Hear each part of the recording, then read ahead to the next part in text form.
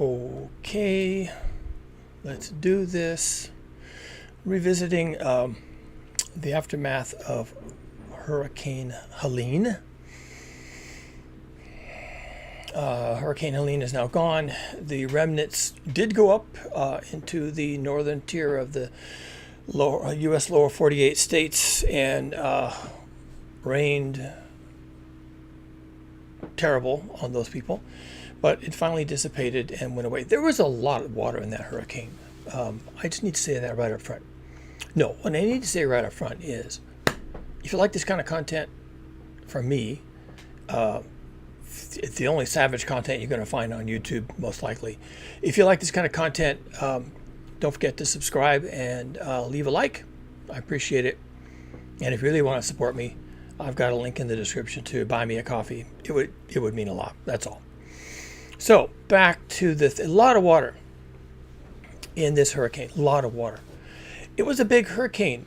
When it was forming in the Gulf of Mexico, not too far from the United States, by the way. It didn't have a long run, as they say. It didn't have a long run before it hit land. But when it was forming up in the Gulf of Mexico, it was huge, meaning the wind field, the area of rotation, even if it wasn't well organized or even if it wasn't, didn't have a proper eye or whatever else, the area of rotation was enormous. Probably in part because this thing was born in what they call, I think it's called the Central American Gyre. It's a big low pressure center that forms off of right around just above the Yucatan Peninsula, and it's a huge area of slow rotation. And so this is the second one, and there's a third that's actually spinning up right now. This thing later became Helene, formed in this gigantic gyre, and it kind of just kept that shape as it began to migrate north into the Gulf of Mexico. It just stayed huge, and it tightened up a bit. But I think that it started so big over so much hot water that the amount of moisture that went into this thing was just unbelievable. I don't know how else to say it. They were saying that it was going to come ashore as a Category 4 hurricane, and no one believed it. And they said it was going to go into Georgia as a Category 2 hurricane. Georgia's way inland, right? There were reports that said that the hurricane would land on the Florida coast as a Category 2. Well, it landed as a Category 4. Surprise, surprise. And then it went inland and it hit the state of Georgia as a Category 2. It was still a hurricane. And one of the reasons why it was still a hurricane was because there was so much water in the hurricane that the advance rain started coming down in what would later be the path of the hurricane. The hurricane would travel a path into the U.S. eastern states. And the hurricane itself was so big that there were rain bands, tropical storm level rain bands, dropping inches of water. Now, if you live in Bangkok, an inch of water is not a big deal. You can get an inch a day. You get more than that. But this was inches of water in an area that isn't accustomed to getting inches of rain. And these advanced bands, meaning this thing was throwing, it was so huge that the rain that preceded it was so far out that it could saturate the environment even before the hurricane arrived as a Category 2 hurricane in the state of Georgia.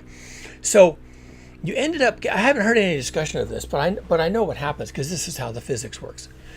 You ended up getting what is called a brown ocean effect. A brown ocean effect is when a hurricanes only spin up over hot water. So, and that's the blue ocean. Let's get our words right. Let's get our definitions. So, hurricanes spin up over blue water, hot blue water. And then they come ashore because now they're over dirt. And dirt is dry. Even if the dirt is warm, it's still dry. And so the warmth doesn't count.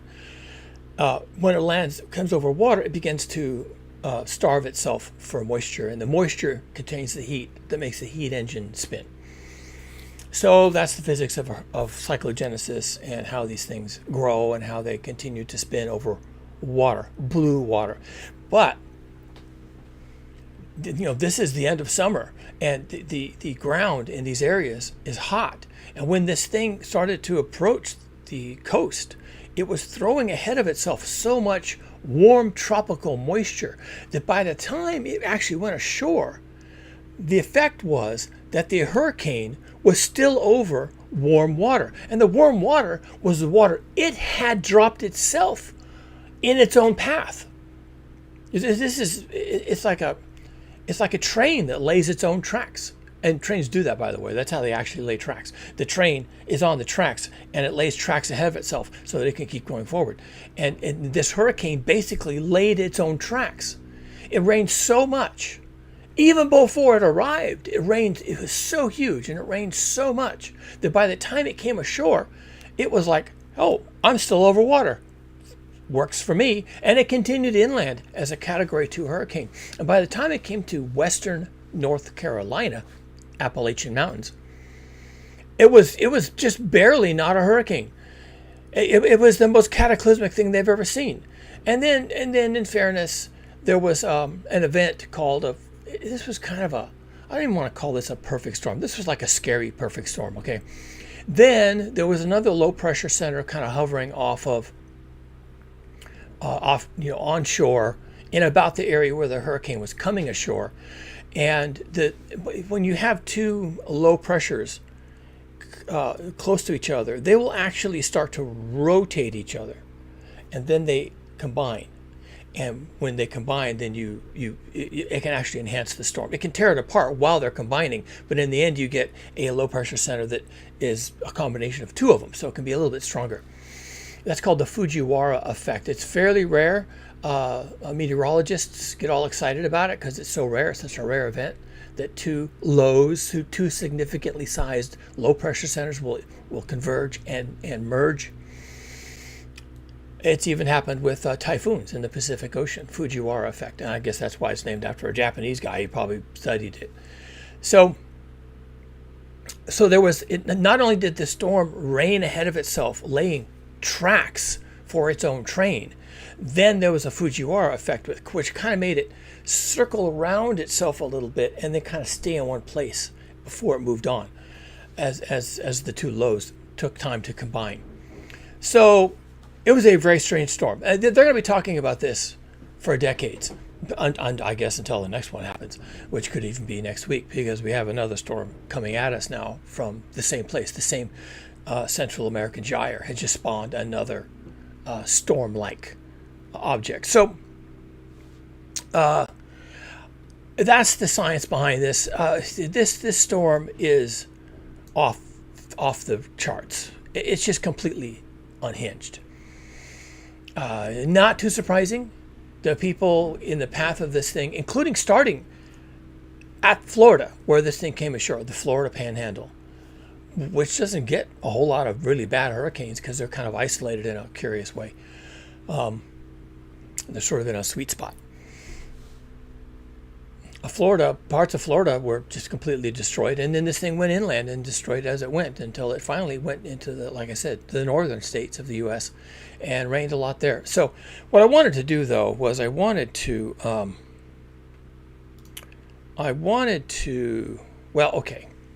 start here. We'll start here, for lack of a better place.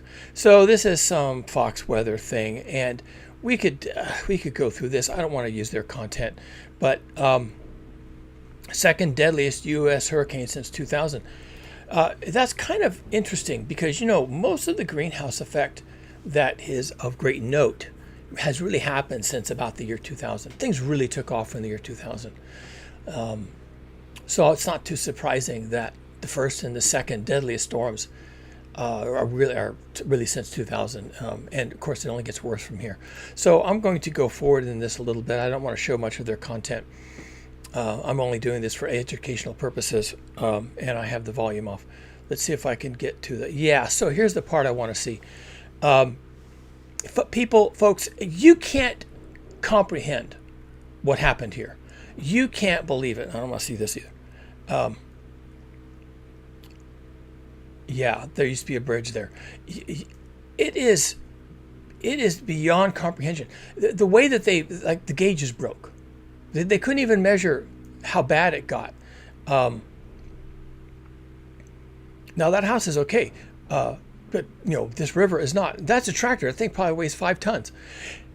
There is evidence of a wall of water coming down from the mountains in Appalachia, where 12 to 20 to even 30 inches of rain fell pretty much in a short period of time.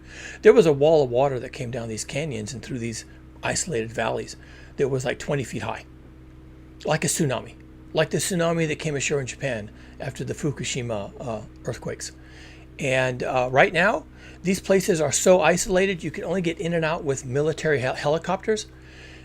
People are complaining that help isn't arriving fast enough. Here we are, the wealthiest nation on earth, the largest military, largest everything, and we can't help our people. It's because the roads are gone. These people don't even know that. They're bitching and complaining. What they don't know, because they can't get out, is that there's no way out and there's no way in. They're having to use military helicopters, and there's nowhere to land these military helicopters. It's all debris. What are you supposed to do? These people are finished. They're done. These people are done. This is it. This is all we got. Military helicopters, dragging in supplies. I'm going to stop with this. I really don't want to watch Fox Weather. But what I did want to do is to go down here and look at some of these comments. Now, the American public, they're just people, right? And they don't know what's happening to them. And when people become frightened, they start looking for someone to blame. And in an earlier video, I was actually saying, the next shoe to drop, certainly here in America, the next shoe to drop will be witch hunts. People will start looking for actual witches because that's what they did in prior centuries. People who just don't understand, they go looking for some reason why this happened. They all believe in God. They're all praying to God. And so this event, God didn't do this. There was this really ironic interview with someone, CNN or some local news, and there was this woman standing in front of her church or something, and everything was destroyed. Cars were turned upside down. There was 2 feet of mud in the church, and she was saying, she's this older lady. She's probably 60, and she was saying, God was here. God was here, and the ironic part of that is,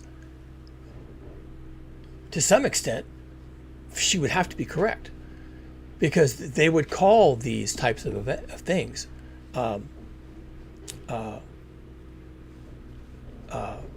natural disasters. These are the sorts of things that the gods used to do. Zeus would come down with a thunderbolt, right? Poseidon would come down with a wave and a tsunami and all this kind of stuff. And we used to blame the gods for this kind of thing, and that's why we prayed to the gods, so that we had sacrifices. We sacrificed goats and chickens and pigs to the gods to keep them happy. And when she's standing there in the parking lot of her church and saying God was here, God was here, it's like, which God, and what are you saying God did? Because if you're saying God just destroyed your church, then I agree. That's probably what happened. And there's a serious mental disconnect. People can't process this, and they're praying to God. And on the other hand, isn't this an act of God? What caused this? So let's look at some of these comments here. And this is almost all of this is negative. This is Fox News. There's a certain type of person that watches Fox News. Fox News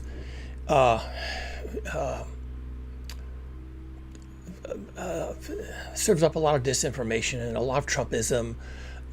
They got sued for it. I think they had to pay a huge fine for just so much disinformation that it didn't even make any sense. They had to fire some of their talking heads. It was pretty sad. For them, it wasn't sad for me. They got caught with their hand in the cookie jar, basically peddling disinformation. But let's look at some of these comments. I think this is interesting, because what you need to read into these comments is massive confusion, massive desperation. These people, after 6 days, they're beginning to understand that they are well and truly fucked. And they're looking for someone to blame. I'm not sure why that is. We know about global heating. We know about climate change. We know about all the disasters taking place in the world, including floods. I guess these people don't. They don't know that flooding is kind of a common thing. In fact, In fact, the other thing I have queued up here, we'll just play this real quick. This is an extreme weather report. This is Yellow Dot Studios. My wife found this and turned me on to it. It's kind of interesting. It's only 2 minutes. We can go through it quickly. Yeah, this is Florida. And this is Ishikawa, Japan. What's that look like to you? This Spain, what's that look like? And you can always find flooding, but look, this is not supposed to be happening. These cars are not parked in a riverbed, right? These houses, these have been here for whatever, decades. This isn't supposed to be happening. These people are at the market. What is this? That's a road. There isn't supposed to be that kind of water there. And this is Ecuador. What is that? A sandstorm? No, it's on fire. Massive hailstorms. And you can always find a hailstorm. You can always find a car floating down the road in Mexico, right? This is Acapulco. They got blown away last year.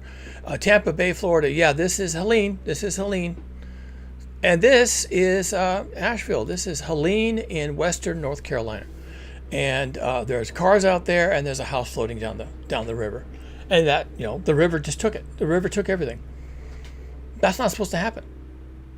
But this is happening all over the world.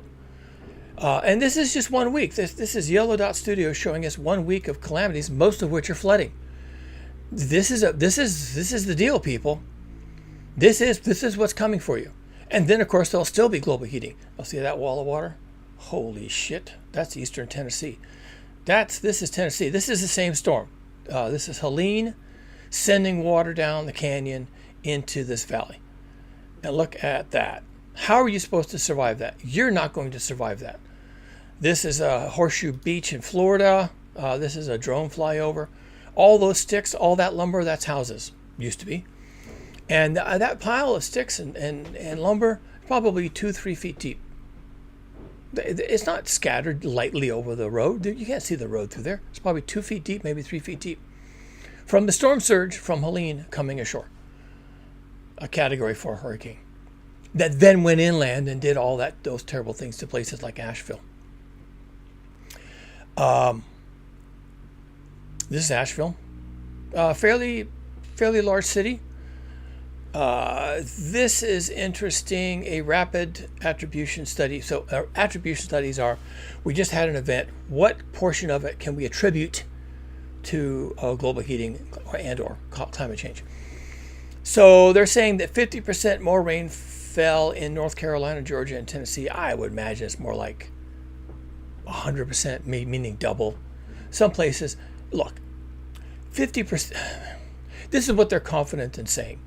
But when there's a 20-foot wall of water coming down in the middle of a canyon in Appalachia, sweeping entire communities in front of it, that's not 50% more than they might have normally expected. It's like 400% more, okay? Let's just call it what it is.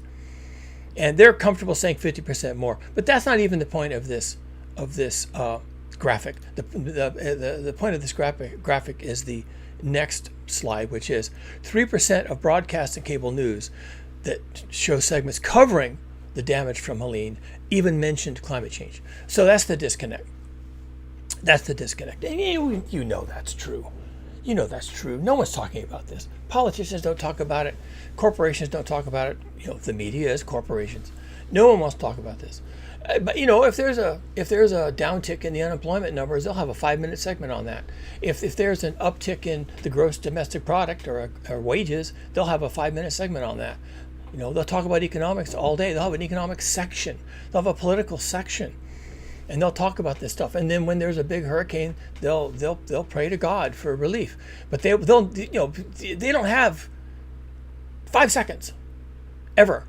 No more than 5 seconds. No more than a mention, which you can do in 3 seconds, about climate change or global heating and its role in this. And that's why you can go back here. Well, we'll finish this.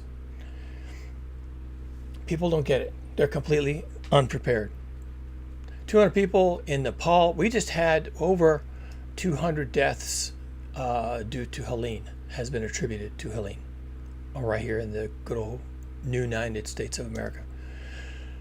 Big flooding in Nepal, big erosion. This is Oman. This is a desert state. Look at this. Where's the sand? Where's the sunshine? Yeah, Phoenix smashed their record for the hottest October day. by 6 degrees Fahrenheit, 3.3 degrees C. And that actually has happened all over the U.S. Southwest, including right here where I live. We broke many, many record highs in the last few days. We've had record high temperatures. It's been so hot that my solar panels kind of stopped working, and I had to go into backup because the panels don't work real well in the heat, and you just need to know that. So Phoenix broke their records, and this is the smoke in the Amazon. Yes, the Amazon rainforest in Central South America is on fucking fire. Wow. All right, well, there you go. If you wanted to cry about something, there you go. The Amazon's on fire. The Amazon is in terminal decline. The Amazon is gone. Even if it's not gone right now, it'll be gone in 10 years, 20 years. It doesn't even matter when it's gone. It's just gone. And if anything bad is going to come from the Amazon rainforest being gone, then we're going to have to deal with that. I haven't seen too many studies on that because everyone thinks it's hundreds of years away. Well, don't know how to break it to you, folks. It's here. It's coming. This is also an interesting chart. This is a global sea surface temperature anomaly, meaning how much it's above or below where it normally would be. And this line here in the middle, even these measures at the bottom of the chart are probably above average. It's just that the average is calculated as a moving average. So as the planet gets hotter, even the average gets hotter. And anything that's below the average might actually be really hot compared to historical levels. But that's how they do charts. It's misleading. It's too bad, but that's how they're going to do it. And the key here is the yellow and the red. The yellow is 2003, when scientists absolutely lost their minds. The average sea surface temperature left the chart, just left it. People were saying, oh, that's just El Nino. Well, the El Nino is gone, and look what it's doing still. The red line is during the El Nino being gone. It's still up there where the yellow line is. No, it's not El Nino. Give up on that. It's something else. And I have not heard a sufficiently compelling story about why this happened to sea surface temperatures. But it did. And that's where Hurricane Helene came from. Hurricane Helene came from that red line. That's where it came from. And all of our rainfall events come from that red line. It's hot. The water is hot. And that provides a lot of moisture for storms. And that's not going to change. It probably will never cool. That's now the chart. Red is now the chart. And we just go up from there. We'll never know why there's this huge gap between what is blue here and what is yellow and red. We'll never know why there's such a huge gap. And eventually people will forget about it. But that's what happened. That's what happened. That really happened. It happened in 2003. It came out of nowhere. People were not ready for it. They're like, what? And they're still going, WTF, don't get it, don't understand it. We'll see. Maybe they never will. Maybe it'll just be one of those mysteries that we never resolve. I'm deliberately going to the end of this because there's something they say at the end that I have to respond to. Protect yourself. Be weather aware, and you know. I know what they're trying to do here. It's dumb. This is so dumb. Oh, so dumb. People are dumb. They're ignorant. They're ill-informed. 3% of the news, even during a calamity, talks about climate change. These people, whoever made this slide deck, Yellow Dot Studios, I know you're trying, but you're dumb. Don't say things like this. Demand that elected leaders act to replace oil, gas, and coal with clean energy. From what? Prepare our communities for extreme weather. Oh, that's a good idea. How? Exactly. And you can say things like that. But did you have something in mind? Would you like to share? How do you prepare communities for these types of extreme events? There's no way you could have saved these mountain communities in Appalachia No fucking way. Nothing. With nothing you could do. Now, I use the word community. You could save the people by getting them the fuck out, but they wouldn't leave. They don't leave. They don't understand. They don't believe it. Donald Trump says it's a hoax. And for them, that's the right answer. That's the story they want to hear. It's a hoax. It's not as bad as they pretend. It's just weather. It'll go back to something else next year. It'll all be like it was before. It's just the story. And they want to hear the story. And they won't leave. And they can't leave. They can't leave their community. Because if they leave the community, then they're basically saying that Donald Trump is wrong. And that QAnon is wrong. And then all the underpinnings of their entire cognitive sphere collapses. Because these are all their beliefs. It has to be wrong. It has to be a hoax. It has to be a lie. It has to be blown out of proportion. It has to be a conspiracy. It has to be the Illuminati coming up with climate change. It has to be something we have to fight and resist and wave the flag and storm the Capitol. And these people are frightened and angry and confused. And what can you possibly do for these people? Nothing. You can do nothing for these people. You can't even get them out. And when the rain comes and completely annihilates their community, with them in it still, they don't get it. They start looking for someone to blame. And so, okay, and then the third part of this, it wasn't put out as bullet points, but the third bullet point is, and make polluters pay for their lies and damage. Now that's interesting. Okay, fine. I'm okay with that. And the last point is fine. The weather will keep getting more dangerous until fossil fuel pollution stops. Okay, fine. Yes, actually that's true. But this third bullet point, and make polluters pay for their lies and damage. Who are the polluters? Shall we just identify them now? Why don't we just identify the polluters? You know who that is? You and me. I've got a truck. I put gasoline in it. And do you think that they're being deliberately vague here, okay? Everyone's going to think, oh yeah, that's the fossil fuel companies. Yes, of course, those fossil fuel companies, they're the big polluters. You think they're burning gasoline and diesel? Only to deliver gasoline and diesel to your local service station so you can burn gasoline and diesel. Someone's at the entryway doorbell. Someone's at the entryway doorbell. I have my phone. I'm going to check to see who it is. Could be UPS. This is my life.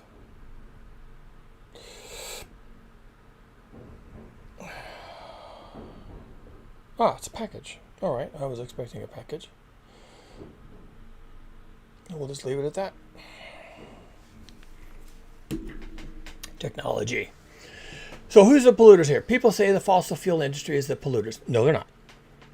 They only burn gas and oil, gasoline, and other products, diesel, for example, to deliver gasoline and diesel to your community so you can do the stuff you do to survive. Without those deliveries, you would die. Without deliveries of fossil fuels to your community, you would die. And then you load them up in your car and your truck and your airplane and you pollute so you can survive. And it's as simple as that. And if you think I'm overstating it, well, just wait. Just watch and see what happens. Just watch and see what happens if there's ever an interruption in the supply of gas and diesel to your community. Oh, just wait. Just wait. And if you don't want to wait, you could sit back and think about it. Yep, that's true. I wouldn't be able to get to work if there wasn't any fossil fuels in my community. And if I can't get to work, then I don't get paid. I mean, maybe I can take some sick days or something, but let's say if it's a long-term trend, right, for weeks or even a month or more, there's problems. We're having a big fucking war in the Middle East right now, right? Israel is about to bomb fuck out of Iran, probably going to bomb their oil terminals. And then what do you think Iran is going to do? Well, Israel doesn't have any oil terminals, but Saudi Arabia does, and Israel and Saudi Arabia are allies. So Iran is just going to shoot missiles right over the Gulf of Hormuz and blow up the Saudi oil terminals, which, by the way, they've done before, so they know exactly how to do that. And they got nothing to lose because no one can blow up their oil terminal because Israel just did it. So they got nothing to lose. So they're going to blow up the Saudi oil terminal. And that's actually, now I think about it, that's actually the premise, the preface to the disaster novel I've been writing called It's Been 100 Days. And on basically, the run up to day zero, there's an exchange of hostilities in the Middle East, and the gas terminals, oil terminals, crude oil terminals are taken offline. And that starts the crumbling of the global economy. And, by the time we're 2 weeks into the story, 14 days into the 100 days, the global economy is absolutely, completely, totally collapsed. Well, that can't happen. The fuck it can't. You're hanging by a thread, my friend. You are hanging by a thread. Everything is just in time. There are no warehouses full of food anywhere in America. Anywhere. Unless you count grain and corn silos, and those are in fucking Iowa. How are you going to get to that food? There's no grain silos in your community. You don't have any stores in your community. And even if you did have grain, you don't have a mill. You can't mill it into flour or anything else useful. You'd have to eat it like a horse. Yeah, you're hanging by a thread. And when I wrote that story, not yet completed, close to completed, when I wrote that story, a short novel, it started out as a short story, but now it's a short novel. I gave a lot of thought to that. How long would people survive? And how long would they behave? And how long would they go forward without basically a Lord of the Flies moment? And if you want to know what Lord of the Flies is, look it up. And make polluters pay for their lies and damage. Let's identify the polluters then. It's not going to be the oil companies. And if you go to the oil companies and say, oh, you want us to pay? That's fine. Well, we're happy to pay. We're just going to pass the cost on to the consumers of our products because it's really their fault that we have to pollute and lie. We have to pollute and lie so that people can get to their jobs. We have to pollute and lie about it so that people can have food in their supermarket. We have to pollute and lie so that democracy doesn't collapse. We have to pollute and lie so that you can have NATO and you can have, armed aggression against the Russians in Ukraine. We have to pollute and lie so that people can fly back east and have a Thanksgiving with their family. We have to pollute and lie so that all this stuff can happen. So that you can have water at the tap and you can have electricity at the outlet and you can have air conditioning on a record-breaking heat day. And so you can have all these things. We have to pollute and we have to lie about it. And fine, you want to identify us as the polluters and the liars? Then go ahead and find us. We're just going to pass it on to the real polluters who are lying to themselves. And that's the end user. The people who actually burn, set fire to the gasoline and the diesel, mostly in the engines of their private vehicles. Mostly. But also in the trucks and the trains and the cargo vessels that deliver all the goods and all the Amazon Prime and all the everything that people depend on. Sure, let's go after the polluters. You want to know who the polluter is? Go look in the mirror. And I'm not being mean. And you have to do that. You can't stop doing that. Ever. You have no story of how you're going to survive without polluting and lying to yourself about it. You have no story of how you're going to survive without fossil fuels. And the fossil fuel industry knows that as an absolute ironclad fact that you are trapped. You're as trapped as those people in North Carolina. Living up in their canyons with their nice paved roads and their telephone poles bringing internet and the whole nother set of poles bringing electricity and they didn't know they were trapped. They thought they were living the life. They've got a 4-lane road with big concrete bridges and all this. They can drive in and out of the mountains anytime they want. They can go down to the town and go to a theater. They can go to the spa. They can go to the Costco and load up on Cheetos. They can do anything they want to do. And they've all got big SUVs and they've all got big houses. You should see some of the houses up there. I don't know when did they start building McMansions in Appalachia? Whose idea was that? Well, that turns out to be a bad idea because now those people can't live in those houses and probably never will. Complete loss. Let's look at some of these comments.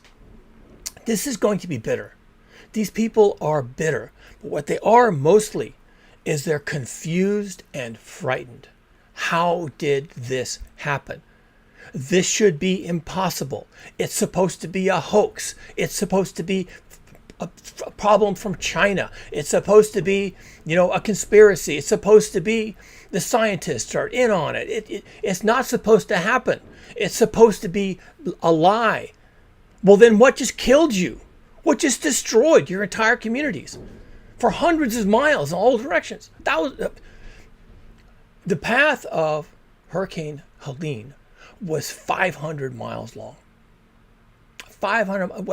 It crossed half the United States of America. Half the United States of America vertically. Now, I don't know how wide it was, but that's how long it was. It was a big storm. It was huge. And then it loitered and messed around, and then it finally dissipated and went someplace else. These people got whacked. They're whacked. And look at some of these comments. This is bitterness and confusion and fear. We can send jets, weapons, ships across the world, but we still have a problem sending help to Americans in a faster, responsible way. What do you expect? The roads are all taken out. They're flying people out in Army helicopters. What are they supposed to do for you when there's no infrastructure left? And all they have is helicopters. How quickly can they do anything for you? Why do we continue to fund FEMA, who has failure after failure after failure in overseeing disaster relief and recovery? There are a lot of these people in these mountain communities who want to defund FEMA. They think they think it only serves poor people, and it's a welfare system, and it gives people free houses. And now that now they want some FEMA. They want some socialism. And failure. Actually, I don't know that FEMA has ever had a failure. And what would you constitute failure? Is FEMA supposed to stop the hurricane? Because you can't do that. Is FEMA supposed to bring your bridge in? What, on a helicopter? Because FEMA can't do that. Is FEMA supposed to, fix your water supply and your electric supply and your internet access? But they can't do that. It takes thousands of people, tens of thousands of people, in thousands of trucks, and it takes them hundreds of days, years, to fix this shit. What is FEMA actually supposed to do? And the government offers $750 for the victims. What a joke. The government offers them $750 on the spot. No questions asked. You have no home. You're living in a hotel. You have no money. You can't get to a bank. You don't even have your fucking wallet with your bank card in it. You got nothing. You have nothing. Nothing. Here's $750. We'll be back. And they're bitter. They're bitter. You gave me $750. That's all I get. What about my house? What about my 3 cars? What about my road? What about my community? We'll get back to you on that. Well, what's taking so long? What is wrong with these people? There's something wrong with these people. There's something mentally wrong with these people.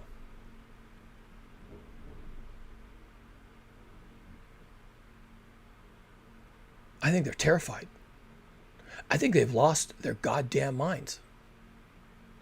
U.S. sent billions of dollars to Ukraine. Fighting the takeover of Europe. Europe, that's NATO. That's nuclear weapons. What the fuck do you expect them to do? Let's see what they can do to help our own people. Oh yeah. So U.S. has sent billions to Ukraine. You know how many billions it's going to cost to repair the damage from Hurricane Helene, which is caused by global heating? You know how many billions that's going to be? $200 billion. $200 billion is going to take to repair this shit. And it's going to take 10 fucking years to do it. $200 billion over 10 years just to get these people back into their fucking canyons so they can be rained out again. $200 billion just to put these people back where they were and have this whole shit show again in 5 years or less. 2. The people are trapped and can't get to the places where they are distributing the supplies. That's right. You are. And you were in a trap even before the hurricane came. You just didn't know it. You were in a trap. And the trap has sprung. It's closed on you. But you were always in a trap. It was always a trap.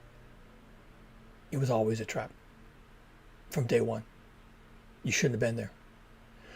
There are some people that they haven't even been able to get to yet. There are corpses they haven't been able to get to yet.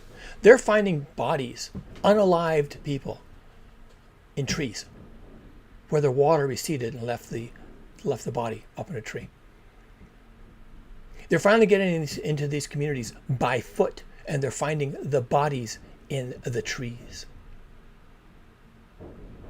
left there by the high water.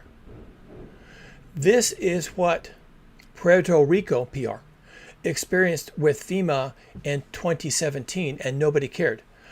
That's not true. People did go into Puerto Rico quite a bit. There was a huge outcry from Congress, mostly the Republicans, I suppose, that we shouldn't be spending money in Puerto Rico, that those people aren't even American citizens, blah, blah. The federal money was never used.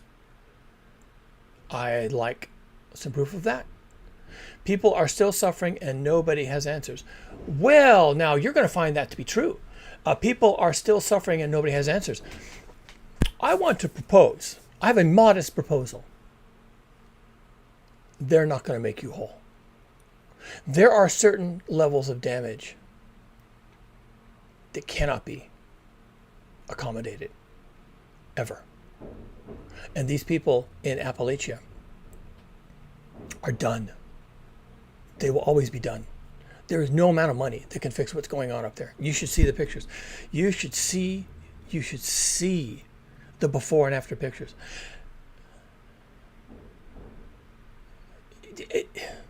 All signs of civilization have been removed in many places.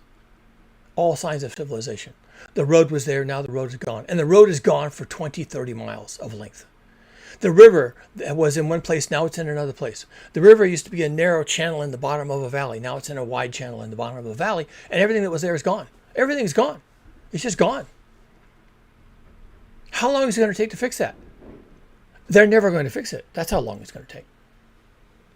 FEMA said they don't have it. Good luck, everybody. Don't have what? Money? They got lots of money.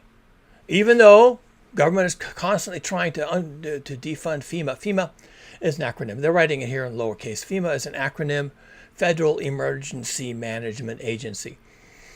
It's easier to get money for emergencies than it is to get money to prepare communities for emergencies. And that's just how it works. FEMA has a large budget, but they've been saying in recent years that there are so many disasters now in the U.S. and the FEMA payouts are so huge when they do show up and try and fix things that they're running out of money. And they said here, FEMA doesn't have it. Good luck, everybody. Well, if they don't have money, you're going to have to give them more money. Or hope that your insurance policy is ironclad. Bryson City is struggling really bad right now, staying in a hotel where to go, no shelter, elderly people and veterans. Where to go? Well, that's the question, isn't it? Where are you supposed to go? You're not going home. No, you are not. There is nothing to go home to. It is gone. For hundreds of miles up in these mountains, it's gone. The thing that you think you're going to go back to is gone. And people right now, still 7 days on, they don't even understand the level of annihilation that has happened in these communities. The canyons themselves are annihilated, just completely destroyed. Every feature that would look familiar to people is gone, including the trees. At least of all, of course, the buildings and the roads and the power poles, utility poles, all that other stuff. It's all gone. Where to go? Do you have family in New Jersey? Do you have family in Mexico? I guess that's where you're going to have to go because you're not going home. These homes will never return. I don't see how it's possible. And just about the time they do, guess what? There's going to be another hurricane come ashore. And this whole shit show is going to happen again.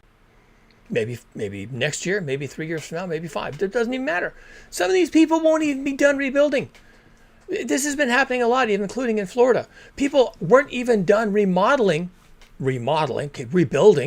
their homes from the last time they had a massive storm surge in the Panhandle when this new one came along. They hadn't even finished rebuilding from the one prior. And then another one came through. And I guess what? They're going to try and remodel again and build their house back. And they're going to try and finish before the next one comes in. What is wrong with this picture? There's something wrong with this picture. Is it just me? Am I missing something? This one's interesting. Why FEMA is turning away help. Why are these people threatening to arrest? Okay, that's not FEMA. FEMA gets blamed for everything because it's the federal government. And these hillbillies, they've all got conspiracies about FEMA and FEMA camps and refugees and lizard people. It's just, it's really over the top. It's really unhinged. They have all these bad feelings about FEMA that they just percolate through their community all the time. FEMA is not turning away help. That is not true. What is happening in these areas is that the local authorities are telling people, you can't go into these hills. We're trying to get professional first responders up into these communities. Of course, the dark secret is they're trying to get the bodies out.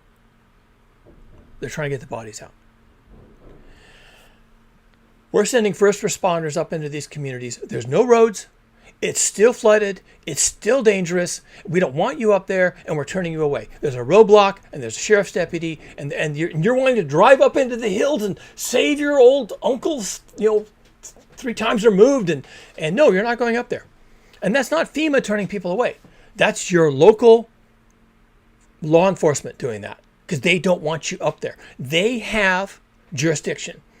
The roads and communities and everything that has to be coordinated is their jurisdiction. FEMA comes in and says, what can we do to help? Can we help? Well, we can't help with that. Is something else we can help with? Oh, yeah, that we can do. We can bring in generators. We can bring in supplies. We can bring in portable hospitals. We can bring in portable morgues, right? We can bring in all this other stuff.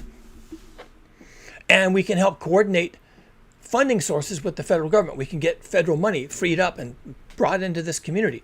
But we didn't have that mechanism because you weren't in a disaster. Now you are. We got to make a bunch of phone calls. We have to get Congress to sign some things, and then we can free up some money and get it down here because it's federal money. It's public taxpayer money, and we can't just write you a check. We have to get Congress on the phone and get them to pass something. Not that they will because they're such fucktards. But anyway, we'll try, right? And we'll try to free up some money. We'll get some money down here. Meanwhile, they're saying that FEMA is turning away help. FEMA's not doing anything of the kind.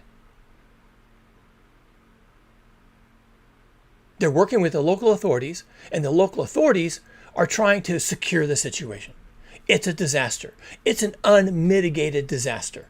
It's the worst disaster these people have ever seen in the history of anything that ever happened there, including the Civil War. This is the worst thing that's ever happened to these people. This is the worst thing probably that's happened. Well, it's the second worst thing that's happened in the entire United States of America. Why are these people threatening to arrest those who come to help? Because they don't want you going in. They don't want you in there.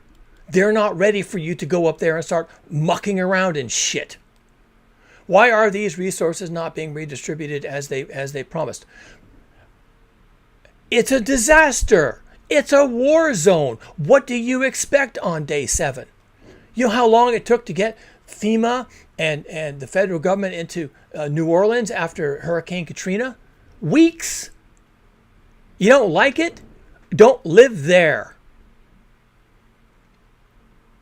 Remember this on election day. Oh yeah, so this hurricane is now already part of the political process. Well, fuck me, Margaret. Billions for Ukraine, millions for illegal immigrants.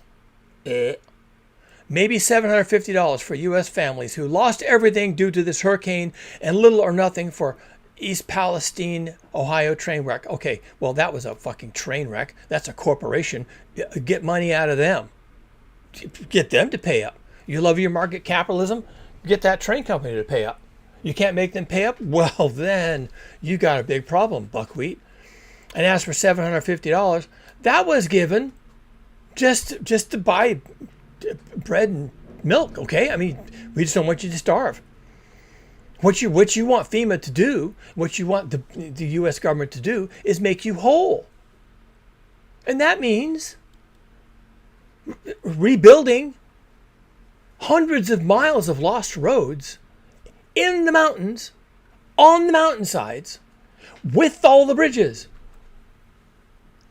100 bridges. Do you have any idea how long that's going to take? Do you even have enough gray matter to even sit back and think about what it is you're asking for and what it is you're expecting? Now, I know people are smarter than that. And when they're not on YouTube, doom scrolling and venting and trying to make a point, when they sit back and they think about it, they're probably saying, "Oh yeah, I'm finished. I'm done. What am I going to do?" It's almost impossible to imagine that these people don't understand that they're done for years, decades in some cases. They are just done. And the $750 is just so they can, buy food and bottled water, because everything, there's no resources for these people. There's nothing for them. They're coming into communities that are just as badly damaged as their communities are, and these communities are dealing with their own set of problems. And then these climate refugees show up, and so they get $750, and that's just supposed to help you to get through the next few days or a week. Your job will never come back. Your house will never come back, because your roads will never come back, and the bridges will never come back. Never. There'll never be money for this.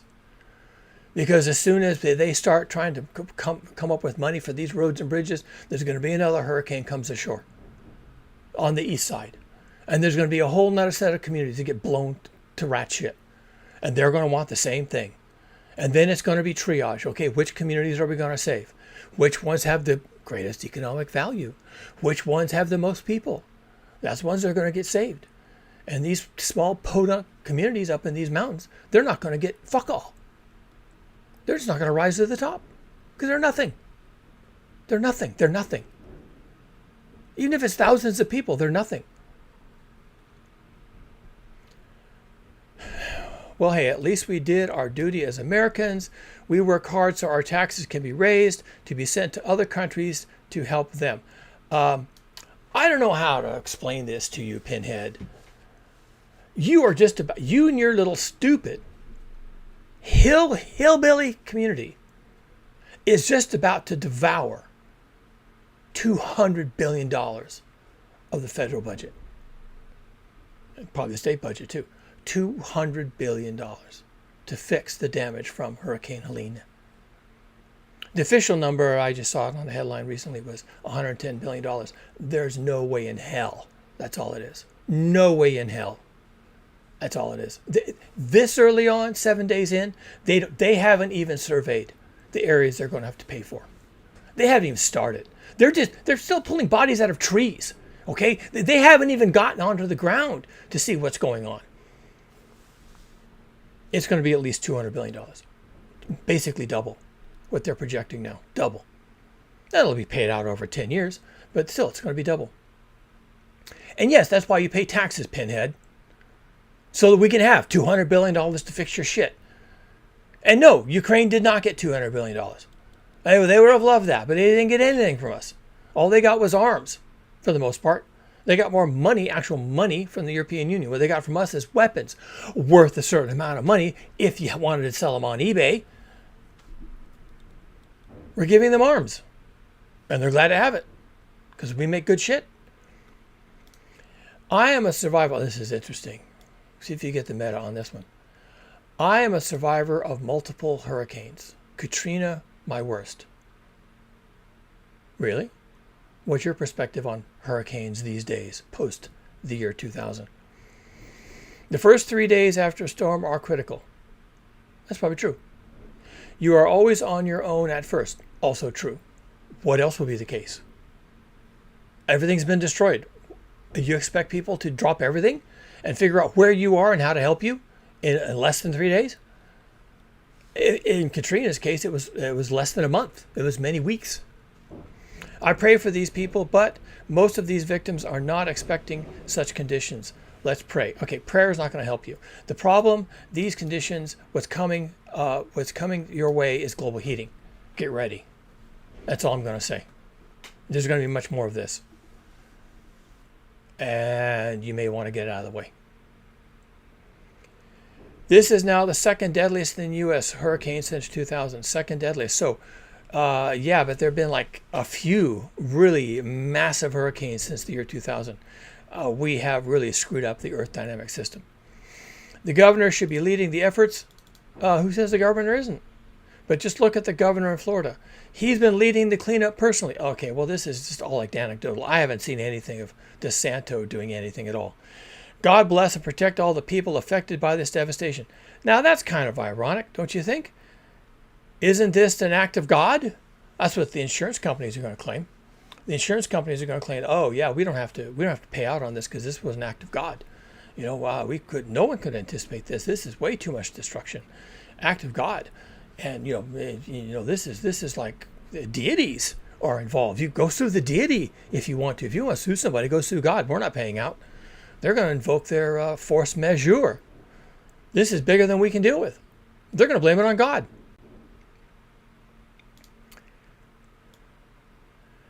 There's videos circling around of Coast Guard, meaning helicopters, just sitting on the ground while civilian choppers run back and forth saving people. But the government choppers just sit because they can't get clearance. You know why they can't get clearance? Because of all the fucktards flying their civilian helicopters in and out of these canyons, thinking they're saving people. Yeah, these guys can't fly because these personal helicopters are completely out of control. Now, if you were to get these other aircraft out of the sky, so to basically clear the sky and put the sky back under air traffic control, then these huge expensive choppers full of servicemen and women would be able to fly. But you're not going to do that because you're a bunch of retards. So yeah, they're going to sit on the ground until they get clearance. And that's just how it is. And I wouldn't have it any other way. That's government equipment, and those are government employees. And why would I want them in the sky with a bunch of retards? A bunch of hillbilly and helicopters. Why would I want that? I don't want that. You stay on the ground until you get these assholes out of the air. And then we'll see what happens. My heart breaks for all the people affected by this storm. Okay. Thank you. I'm so thankful several people from my church are headed to West North Carolina to help and bring supplies. Well, you better modify your expectations. You're going to get to some town in Western North Carolina and you're going to find out that's the end of the road. Maybe they'll take your supplies. Maybe they won't, because maybe they're not set up to take care of you. Maybe they have no way to even deal with you. They just have a roadblock. And you get to the roadblock and you say, I've got whiskey and baby diapers. Okay? And so you need to let me in so that I can give this stuff to your people. And they're like, you're not coming in here. We got enough going on in here. We don't need you and your Pampers or whatever you think you've got, if you think is important. You can put it alongside the road, I guess, and maybe we'll move it inside. But right now you're at a roadblock. You're not going anywhere beyond this roadblock. And if this isn't close enough to suit you, go fuck yourself. Because we're the local authorities. We're the sheriff and we're the highway patrol. This is our jurisdiction, not yours. And you're not going in. This place is completely roped off. This is a disaster zone. You're not going in here. You're not going in here and filling up with our limited amount of gasoline. And you're not going in here clogging our roads with all your bullshit cars. And you're not going in here and yelling at the sheriff and yelling at the deputies because they're not doing what you think they should be doing. You're not coming in here. This is roped off. This is taped off. This is a disaster zone. You can dump your shit on alongside the road and you're going home. Yeah, that's exactly what's going to happen. Lower your fucking expectations.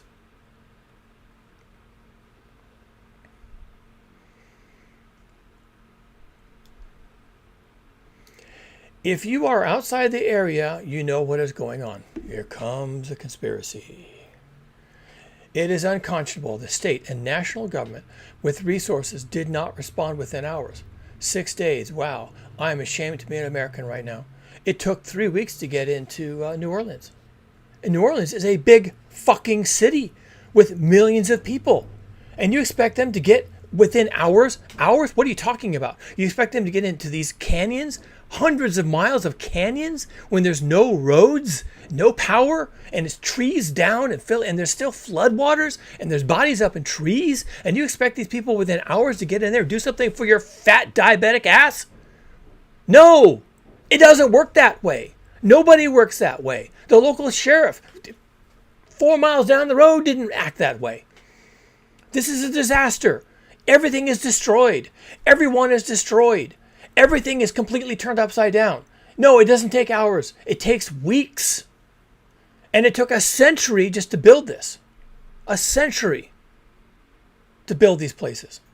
These roads and these dams and these bridges and run all this electricity, and run the natural gas and run the internet wires and, set up all the supply chains all up and down the roads, service stations and grocery stores and everything else. It took a century to build all that. And you expect them to swoop in there within hours? They didn't swoop into New Orleans, an actual fucking city, for weeks. Weeks.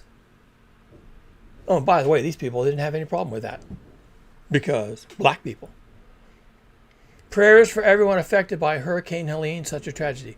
Finally, I get to a comment that it isn't completely unhinged. How far down am I? All the rest of this is just bullshit. All the rest of this is complete raging insanity. Seems like a double standard in this country. Oh, I see. So we're going to treat the white people differently? The white people get everything. The white people get everything. There's no double standard. Well, there is a double standard, and you're on the right side of the double standard. Quit your bitching. Let's talk about the lithium mine the government wants in that devastated area.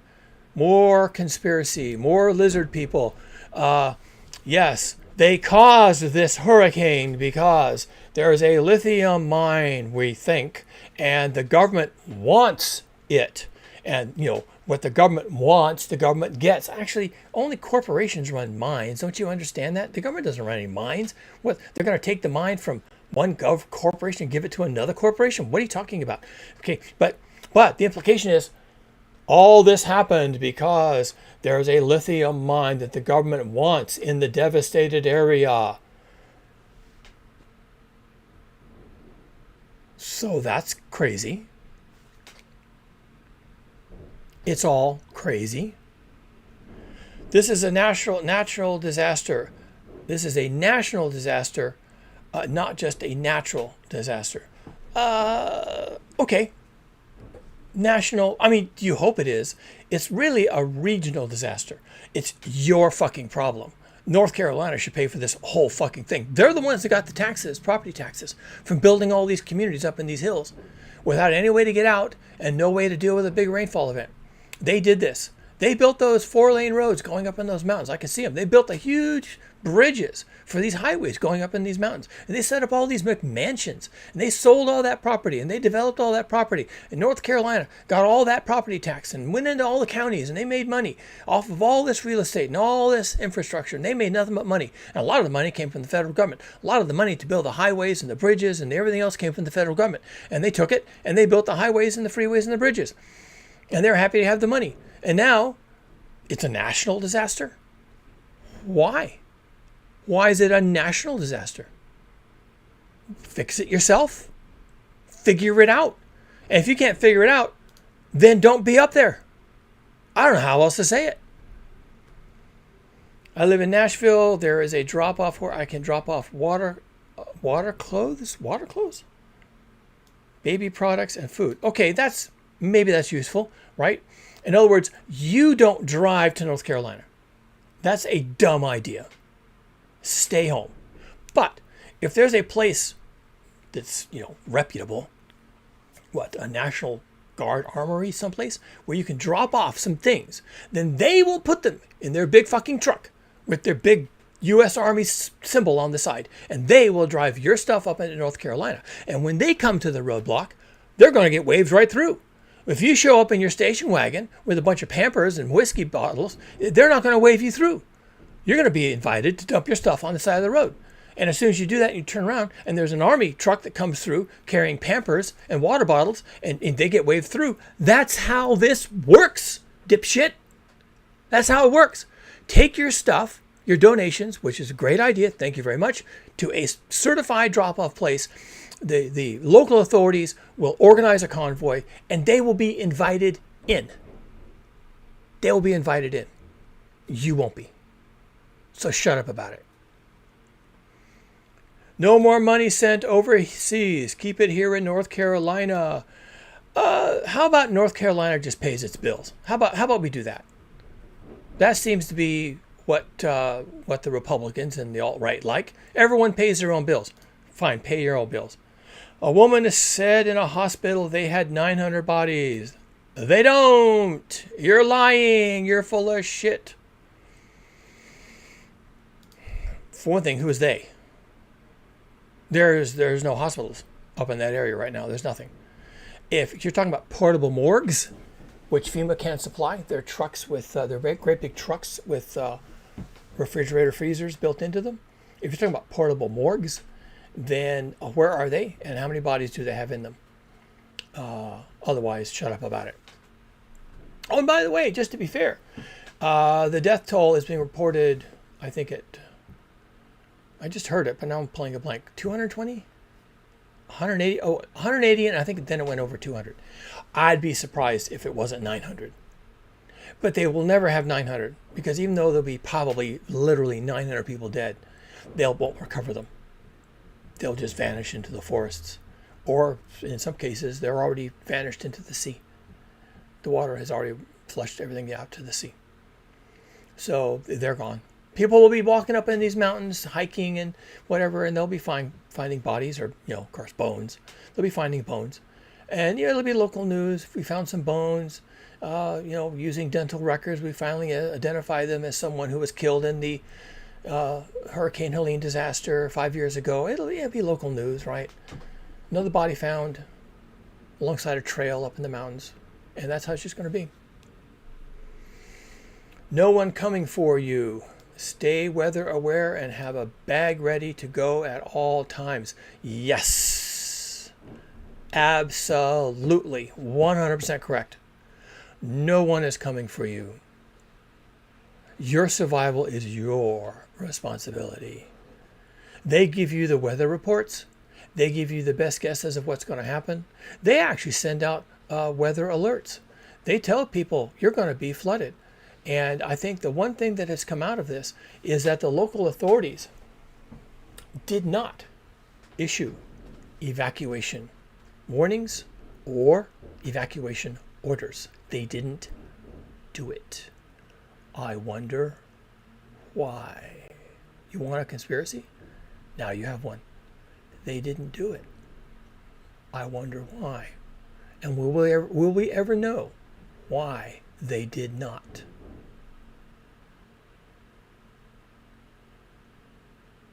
I wonder when they'll finally realize that no real help from the government is coming. I wonder when you will realize that there's nothing the government can do for you. You have been destroyed. What do you think they're supposed to do? Tell me in details how they're supposed to fix this shit for you. You are wiped out. What do you want? Money? That's the insurance company's responsibility. You have insurance on your car? Go to them. You have insurance on your house? Go to them. You have life insurance on your spouse. When that person doesn't show up and there's no body, go to the life insurance company. You're insured, right? Isn't that how we do this? Don't we use market forces?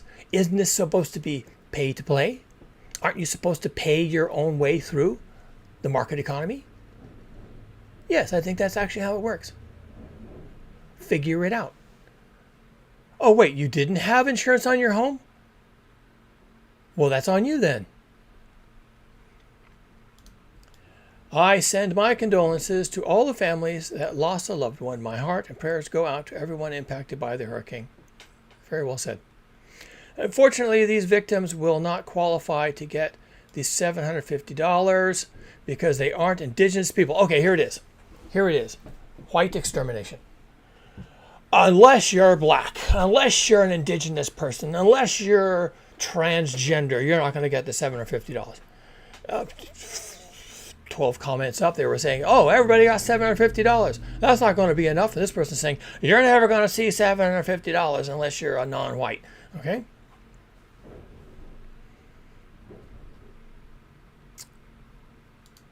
Why the heck the U.S. send financial aid and climate crisis aid to every other country but our own people? We have FEMA. That's their job. You saying that FEMA is not going to come? You saying there's not going to be money? Why don't you just wait? Oh, wait, you wanted it like the day after? Well, that's not how this works. I even heard people in helicopters were threatened to be arrested for helping to rescue survivors. That's right, because this is a controlled airspace. This is a disaster area. The military and the local authorities are working this project, okay? They have authority. The ground level control is the local law enforcement, and the air control is the local air traffic controllers. And this is a disaster area. And no, you can't fly your Yahoo cowboy shit around. They will arrest your ass. They'll follow you to wherever you land. They'll help the survivors off the helicopter. Then they'll drag you out in the helicopter and they'll handcuff your ass. Because they can't even fly their big helicopters with federal employees working with the military into these places. Because you're being a bunch of fucking cowboys. And they're going to arrest you and impound your vehicle. Because that's how this shit works. Don't be bitter about it. Shut up. They're trying to do their job. Our government, this administration, is disgraceful. Why? Because you built in the wrong place? Because that's what you did. Why is the government and this administration disgraceful? Because your local sheriff didn't issue an evacuation order? Maybe your local sheriff has a problem. What has it got to do with the Biden administration? They're not even the local authority. They can't even do anything for you until they're invited in. Joe Biden declares a disaster area. That allows the states to invite the federal government to help them. That's because we have separation of the states' powers. We have sovereign states. The federal government doesn't interfere until they're invited in. So that's how that shit works. And if you don't like how quickly the states invited the federal government in, then go bitch at them. And if you think the states aren't doing enough, go bitch at your governor and your county supervisors and your local jurisdictions. This is their jurisdiction. This is their shit show. They have to fix this. They have to get this rolling. They have to invite in the federal government. They have to invite in the state government. They have to call for help. They have to call for aid. Did they? When did they? How long did it take for them to do that? People don't understand how this works. They just don't understand. And right now they're frightened and angry and bitter, and they're just spewing.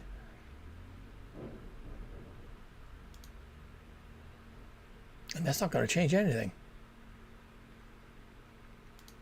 Can we get a refund from Ukraine? Well, we sent munitions to Ukraine. You want bombs? What is it you want from Ukraine? Exactly. We sent them bullets. You want some bullets? It's a good time to seek the Lord Jesus. Well, if that gives you comfort, sure, why not? But who you're looking for is FEMA. That's who you're actually looking for. And I guess you're going to blame them for all your problems. Maybe you should blame God. This is an act of God. Lithium mining coming. Oh, well. You know what? Lithium mining coming. The second time that's been in here. You know what? I fucking doubt it. I think your lithium mining days are over. Now, point of fact. If there is lithium up in those mountains and some corporation wants that lithium and they think they can sell that on the open market and make a fortune, then probably this corporation that wants the resources for themselves, right? They may work with the local governments to get those roads rebuilt right to the point of that mine. And they'll have a road and it'll go right to that mine and it'll stop. That's what will happen. And then that corporation will get them lithium. And they'll sell it on the open market and they'll probably sell it to the fucking Chinese. Or maybe not. Because you can't get that lithium now without a big, big project. Probably a $500 million project to rebuild the roads just to get back in there and get that mine open. We can't help our own people, but can give all our money away to other countries. All our money, all our money, all our money, all of it. We have no money. It's all gone. We gave it away to other countries. Name one. What are you talking about? All our money.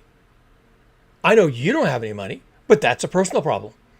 You probably can't even get to your bank account. You may not be able to get to your bank account for weeks until you can get your debit card replaced and remember your PIN and find a banking branch where you can pull your money out. In the meantime, they're giving people $750 cash, pretty much. No questions asked. Be happy. Oh, but there's no money and they gave it all away to who? Ethiopia? What are you talking about? Is the directive an absolute don't touch river water or bore river? Okay, now here, finally, a practical question. Are we supposed to not touch the river water or boil first before using? Actually, has nothing to do with the river. The river water is absolutely deadly.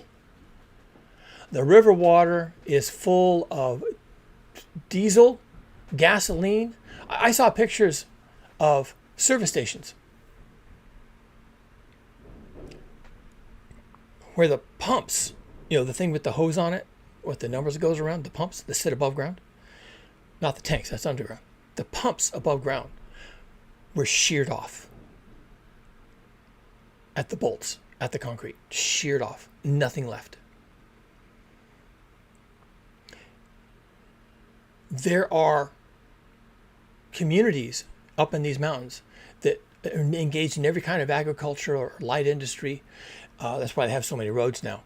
And there's all kinds of pesticides and fertilizers. All of that was destroyed and dumped on the landscape and made its way into the river. And it will probably make its way into the river for decades from the landscape. There might even be whole sections of the rivers that become Superfund sites. Require government cleanups before they can even be considered safe for any purpose, fishing, swimming, anything. No, they're not talking about the river water. You can't touch the river water. The river water at this point has dead things in it. If you drink the river water, even if you filter it, it will kill you, straight up. You'll get typhus, you'll get cholera, you'll die. You'll die in a hospital. They'll be pumping every kind of antibiotic they can find into you, and you'll die anyway.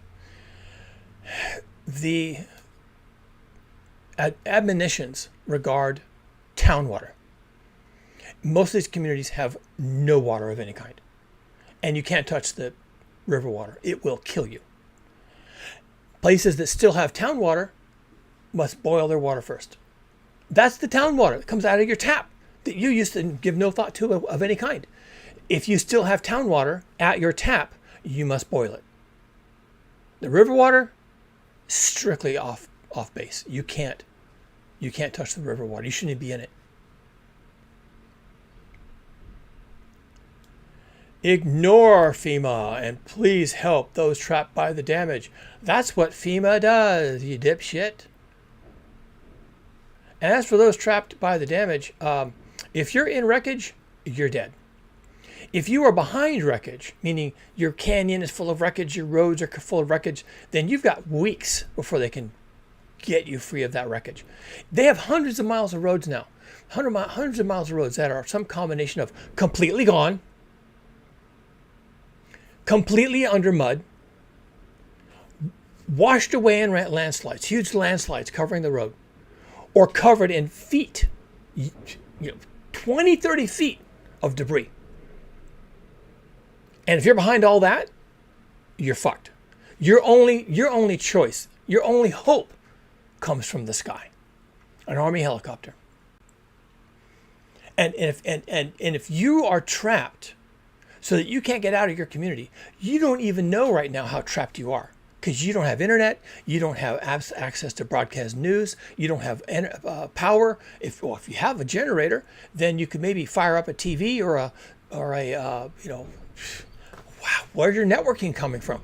Maybe you get broadcast TV up in these canyons. I doubt it. So you have no information access at all. If you've got a Starlink, if you have a Starlink, then your internet actually comes from space. So if you have a generator and you have your Starlink dish and you have a portable computer or something, and you can wire all that up, and you can fire it up with your generator, then for however long you have gas for your generator, you can get news. And the news you're going to find out is that you're fucked. And what you need to do is you need to go out in whatever was ever left of your pasture or your front yard or your backyard and pick some stones or something brightly colored and spell out in large letters SOS, or help. So that when the helicopter flies over on its way to go rescue some bunch of people sitting on a rooftop surrounded by floodwaters, they're going to see your SOS and they're going to come back and they're going to pick you up too. Because that's the only way you're getting out of there. Because it's going to take 10 years to fix the roads that you used to drive on, to drive yourself out. 10 years. Where are our National Guard? These governors of this are culpable.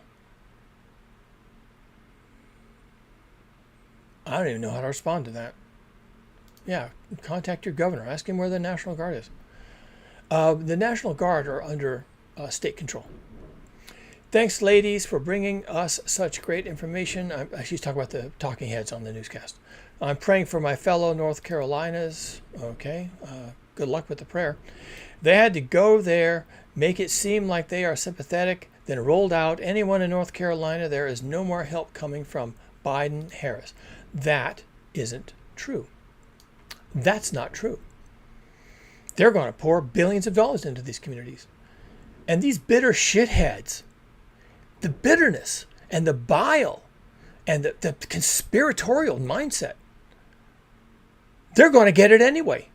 They're going to say this shit about Biden and Harris and the federal government and FEMA and all the lizard people. They're going to spew all this QAnon garbage. And then they're going to be ponied belly up to the bar waiting for their billions. I guess that's America. What can I say? Millions to Ukraine, where the help of our fellow Americans.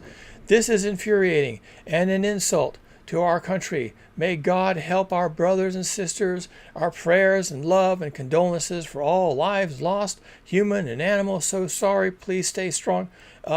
Where millions to Ukraine? Well, you want the bullets back? This is infuriating and an insult to our country. What? You don't like hurricanes? Well, toughen up, Buttercup. You got more of that shit coming.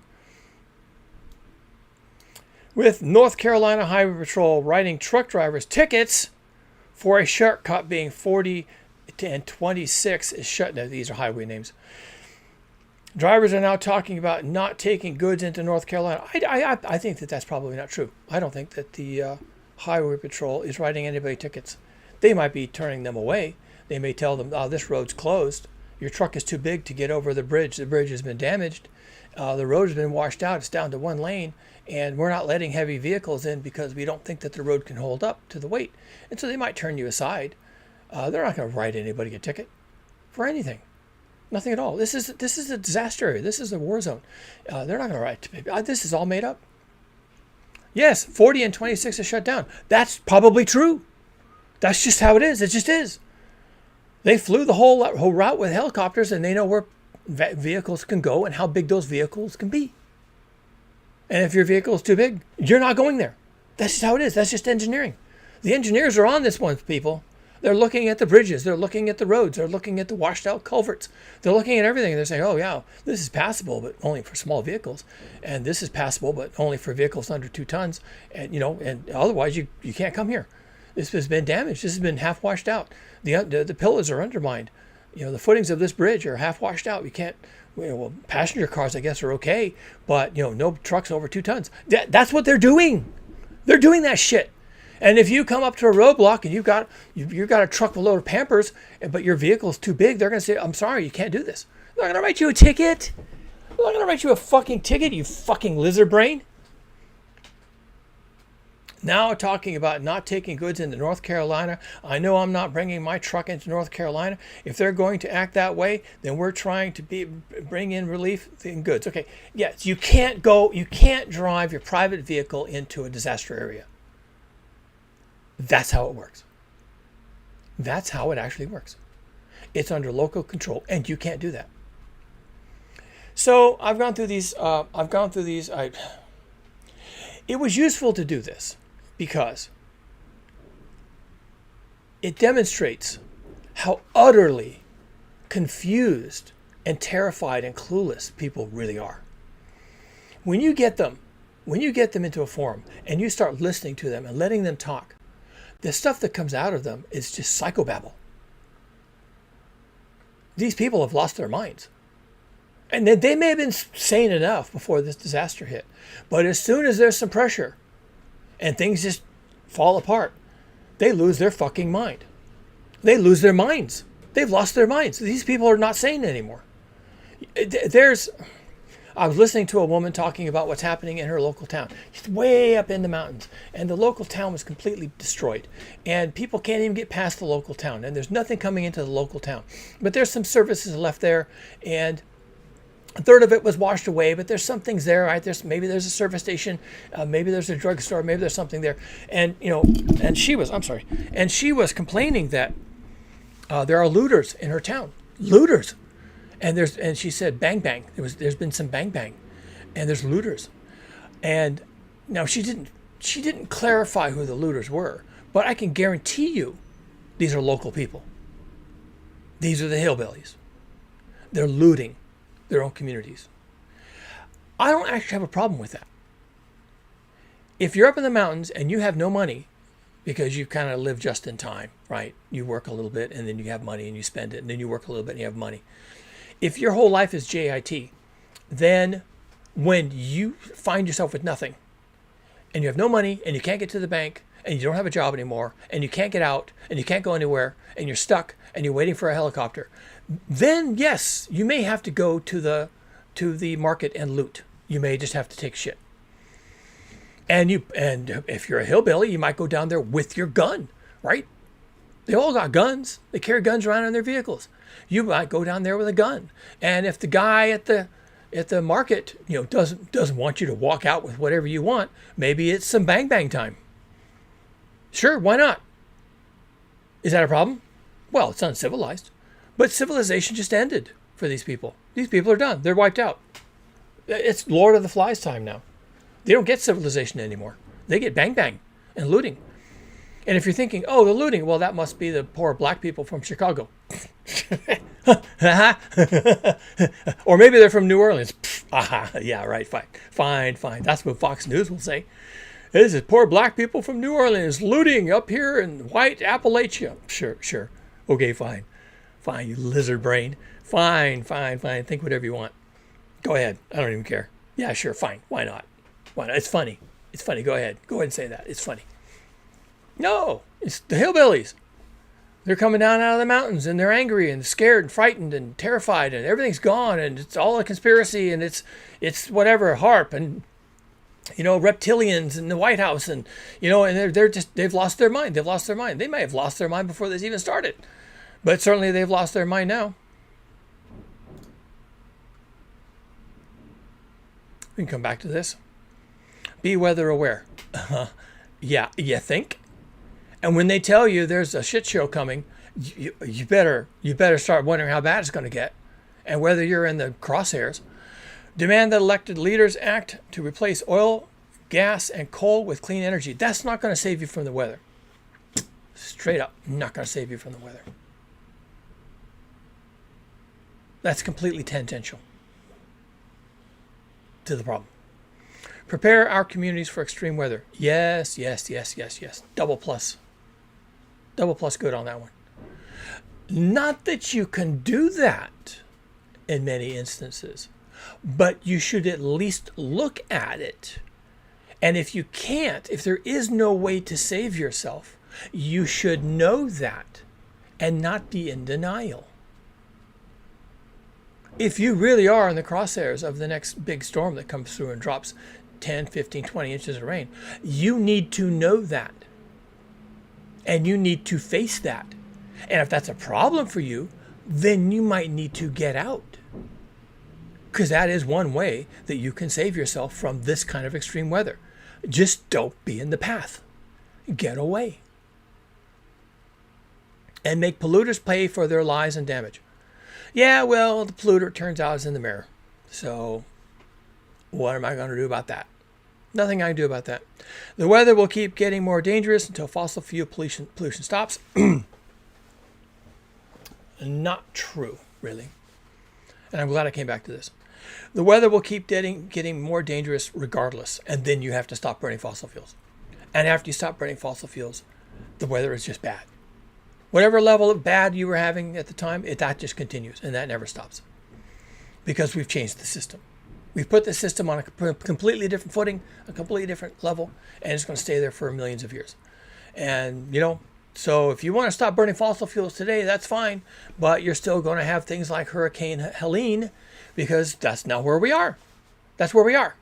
And the planet doesn't change. You can keep it from getting worse. You can stop digging yourself deeper into a hole. That sounds like a good idea. But as for, the bad weather going away, just because you stop burning fossil fuels? Oh, I don't think so.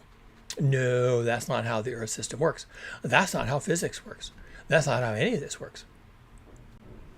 So that's all I want to say about that. I probably went in a little hard on the hillbillies, but they are sounding a little bit deranged right now. A little bit deranged.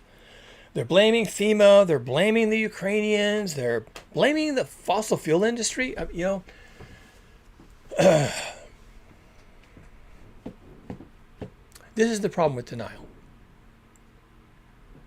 It prevents you from realizing what's happening to you.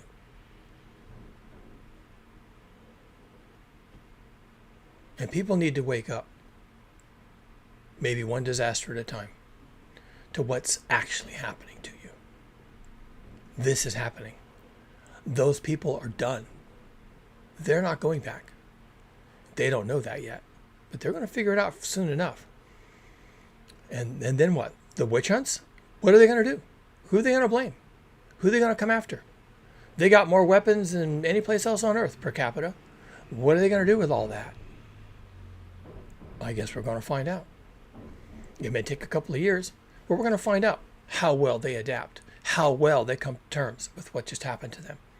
And my guess is they're not going to adapt it very well at all. And they're not going to come to terms with it. And they're not going to admit that they've been wrong. And they're going to want to be made whole. And they're going to want to go back. And about the time that any of that gets situated and resolved and settled, they're going to get hit again. And then they're going to get hit again. And then they're going to get hit again. And somewhere in the middle of all that, human civilization is going to end. Because that's what happens now. $200 billion at a time. Civilization just comes to an end. What else can it do? Enough from me. Again, give me a like, subscribe to the channel. I enjoy doing this. Obviously, I shouldn't do as much as I do, but I think it's important. I think it's important. So you should come back and you should fill your tanks with more of this in the future. And as the disasters pile up, if I have anything to say, it's going to be exactly what I just said today, because this is exactly the message. This is it. This is it. And it doesn't change. And it only gets worse. If it changes at all, it only gets worse.